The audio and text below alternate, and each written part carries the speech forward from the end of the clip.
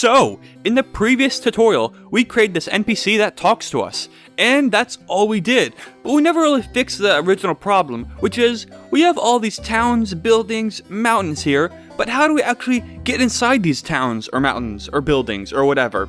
To do so, we're going to create a new map, and teach how to transfer the player to that new map. So before we actually do anything, we actually gotta first create a new map. So to do so, go down to your game title right here, right click on it, and hit new. And this will bring up like a new menu creator thingy. So we can make the name Town 1, and that's it. And we'll go to OK, and the map will be created. But let's say we don't want these settings, and we want to change the map settings.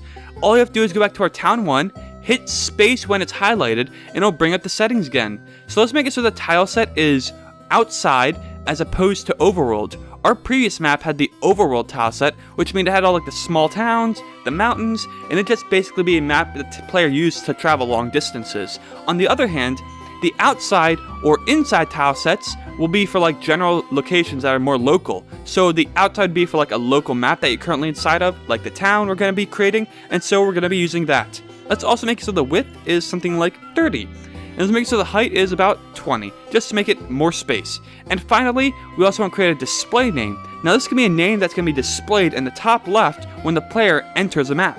So we'll call this Town Ruby. Oh, whoa, there we go.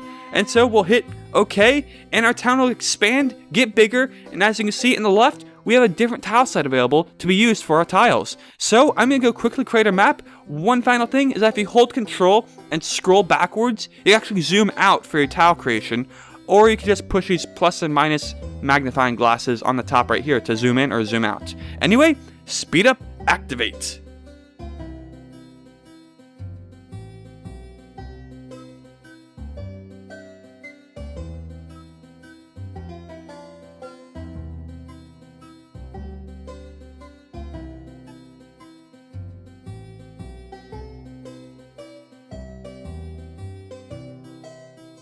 And our map is pretty much done. So now let's actually make it so the player can get to this map by doing something in this map. So let's zoom back into this part right here. Let's go into our event creation mode, and let's double click on top of the map.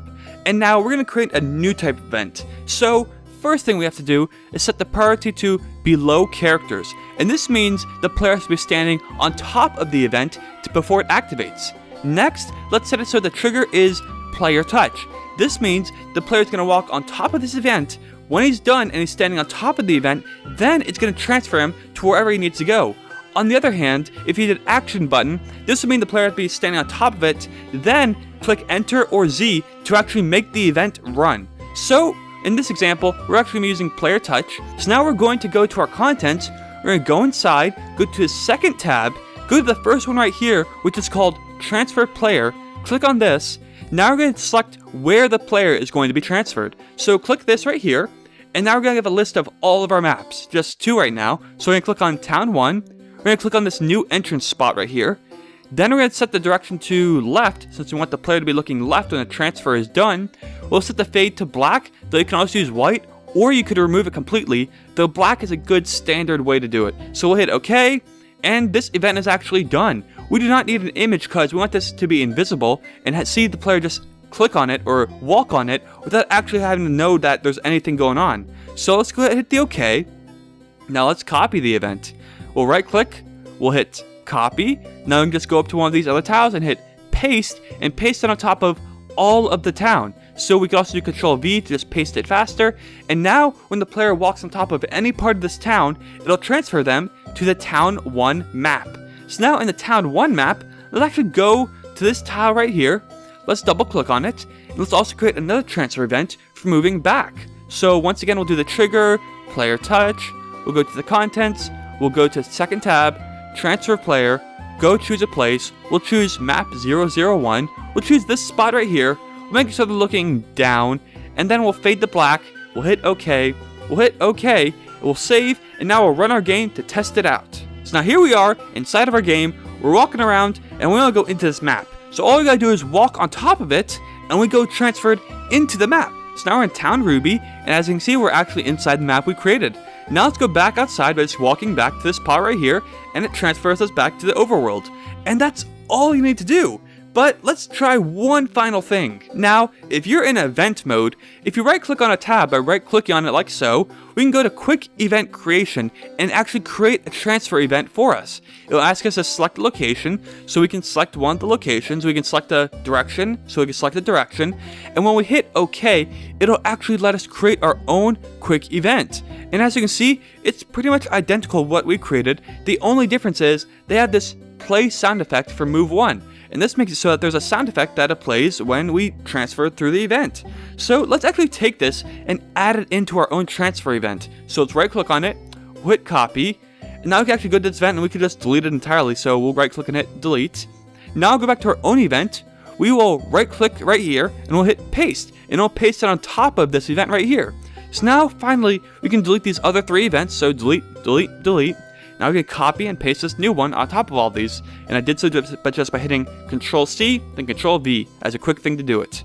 Now we'll have a sound effect that plays during our transfer. So that's all we can do for that situation. But say we're in our game and we want to go somewhere that we can't really walk on top of, like these mountains right here. As you can see, if we push into them, we can't really walk on top of them. So even if we did use one of those events, they'd actually not activate because we aren't walking on top of them. So all we'd really have to do is actually do something similar to what we did for these events, only we combine it with what we learned from the NPC. So if we paste one of these events here, we can go into it and go to the priority and the trigger. So let's set the priority to the same as characters, and this will make it so that if the player pushes against it, they can actually activate the event without really having to step on top of it to do the player touch trigger. Alternatively, we can set this to action button, and this would be the same as our NPC, which means we just have to be looking towards it, push the action button, and the event will activate. So if we paste this event all over our mountains right here, and realistically probably just put it on one side, but if we want to make it so that mountains can be activated from all sides, we'd simply do that. Now run our game again. Now, when we go to our mountains, we can walk into them, and if we push the enter button, it'll transfer us to our town, because we didn't really make a mountain map. But you get the point, and that's all for this video. If you enjoyed, please be sure to give this video a thumbs up, please be sure to subscribe, leave a comment on ways we want to see a new beginner's tutorial. Until next time, RPG Maker Tutorial out.